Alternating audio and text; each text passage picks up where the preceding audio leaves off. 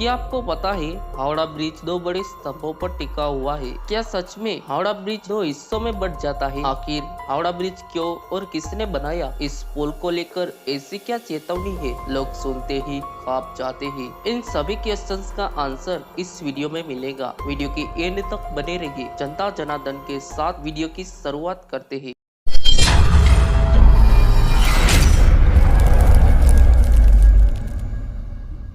दोस्तों, हावड़ा ब्रिज का इतिहास 18वीं सदी के मध्य में से शुरू होता है, जब अंग्रेज भारत में अपना व्यवहार कर रहे थे। भारत का बेशकीमती सामान इंग्लैंड ले जा रहे थे, इंग्लैंड से पक्का माल बेचने भारत ला रहे थे, या फिर वापस भारत के कच्चे माल को इंग्लैंड ले जाना हो। इन सब काम के लिए कोलकाता बंदरगाह अंग्रेजों के लिए सबसे ज्यादा सुलभ बंदरगाह था। लेकिन दोस्तों, इसमें एक कमी थी। कमी यही थी कि देश भर से आने वाला कच्चा माल हावड़ा तक तो आ जाता, पर हावड़ा और कोलकाता के बीच में हुगली नदी उनका रास्ता रोक लेती। हावड़ा से कोलकाता सामान भेजने के लिए नाव का सहारा लिया जाता, लेकिन बरसात के दिनों में हुगली नदी जब उफान पर होती तो कई दिनों के लिए काम को रोकना पड़ता। साथ ही कई बार नावें डूब जाती, जिससे काफी ज्यादा जनधन की हानि भी होती। दोस्तों, इसी को ध्यान में रखते हुए सन 1862 में हुगली नदी पर एक ब्रिज बनाने का फैसला लिया गया, जो कई कारणों से अध्ययन के चलते काफी लेट होता गया और आखिर में सन 1870 को कोलकाता ट्रस्ट की स्थापना करके सन 1871 में हावड़ा ब्रिज अधिनियम पारित कर इस ट्रस्ट को पुल के निर्माण और रख रखाव की जिम्मेदारी दी गई। आपको बता दें कि कोलकाता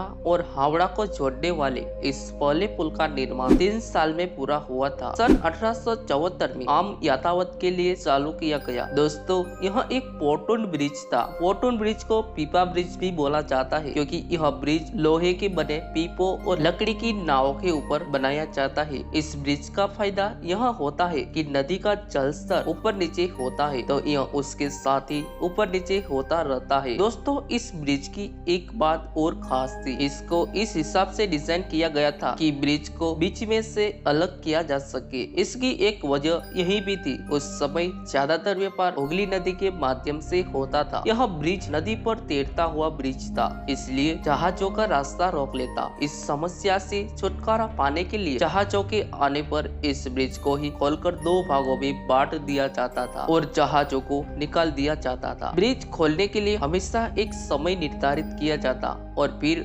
अखबार के माध्यम से लोगों को इसकी सूचना दी जाती। उस निर्धारित समय पर ब्रिज को खोलकर सभी जहाजों को एक साथ निकाल दिया जाता और फिर ब्रिज को वापस एक करके आम लोगों के लिए चालू कर दिया जाता। दोस्तों, इस ब्रिज की कुल लंबाई 1525 फीट और चौड़ाई 62 फीट थी। इस ब्रिज की दोनों ओर पैदल यात्रियों के लिए 7 फीट का फुटपाथ भी बनाया गया था। इसको बनाने में उस समय कुल 22 लाख रुपए का खर्चा आया था। दोस्तों, समय धीरे धीरे आगे चलता गया और समय आता है 1906 का। सरकार ने हावड़ा ब्रिज की निगरानी के लिए एक कमेटी बनाई और उस कमेटी ने बताया कि हावड़ा ब्रिज पर बैलगाड़ियों का जाम लग रहा है और यह अपनी अधिकतम क्षमता को भी पार कर रहा है, तो अब कोलकाता को एक और नए ब्रिज की जरूरत है। इसी रिपोर्ट को ध्यान में रखते हुए सन 1911 में हावड़ा भी एक नया ब्रिज बनाने की बात शुरू हुई, लेकिन यह बात आगे नहीं बढ़ पाई, क्योंकि इसी साल अंग्रेजों ने अपनी राजधानी को दिल्ली शिफ्ट कर लिया। इसलिए सिर्फ पुल की मरम्मत की गई और इसे ही अगले कुछ वर्षों तक चालू रखा गया, लेकिन अब यह और ज्यादा चलने वाला नहीं था। दोस्तों, कुछ वर्षों बाद फिर से नया पुल बनाने की चर्चा शुरू हुई और बंगाल के प्रसिद्ध बिजनेसमैन राजेंद्र नाथ मुखर्जी की अध्यक्षता में सन 1921 में एक कमेटी का गठन किया गया। इस कमेटी ने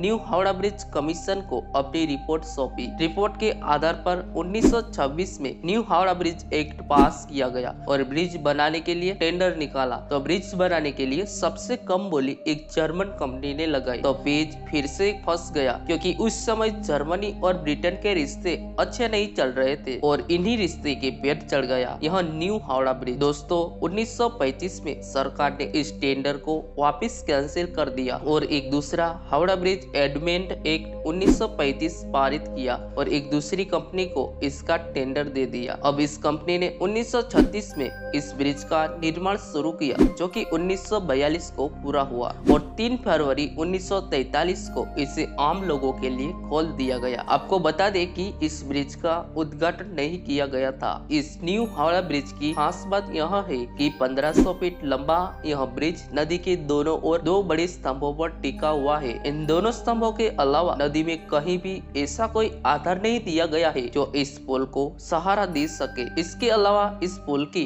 खास बात है कि इसे बनाने में नट बोल्ट का इस्तेमाल नहीं किया गया है। इस ब्रिज को बनाने के लिए 26,000 टन स्टील की जरूरत थी, लेकिन सन 1939 में सेकंड वर्ल्ड वॉर शुरू हुआ तो ब्रिटेन से स्टील का आयात बंद हो गया, इसलिए 23,000 टन स्टील टाटा स्टील द्वारा दिया गया था। आपको बता दें, न्यू हावड़ा ब्रिज उस समय दुनिया का तीसरा सबसे लंबा कैंटिलीवर पुल था, जिसे बनाने में उस वक्त 2.5 करोड़ रुपए का खर्च आया था। यह ब्रिज 1943 से आज तक चलता आ रहा है और वर्तमान में इस पुल से हर दिन 1 लाख से ज्यादा वाहन और 5 लाख लोग सफर करते हैं। हावड़ा ब्रिज, जिसे रविंद्रनाथ टैगोर ने रविंद्र सेतु कहा है, इस ब्रिज को सिंगर मिलर ब्रिज के नाम से भी जाना जाता है। दोस्तों, हावड़ा ब्रिज को लेकर एक चौंकाने वाली बात है। हावड़ा ब्रिज जब भी टूटेगा 12 बजे टूटेगा, इसलिए दिन में 2 बार इस ब्रिज को 12 बजते ही कुछ देर के लिए बंद कर दिया जाता है। दोस्तों, आपको यह जानकर हैरानी होगी, कुछ वर्षों पहले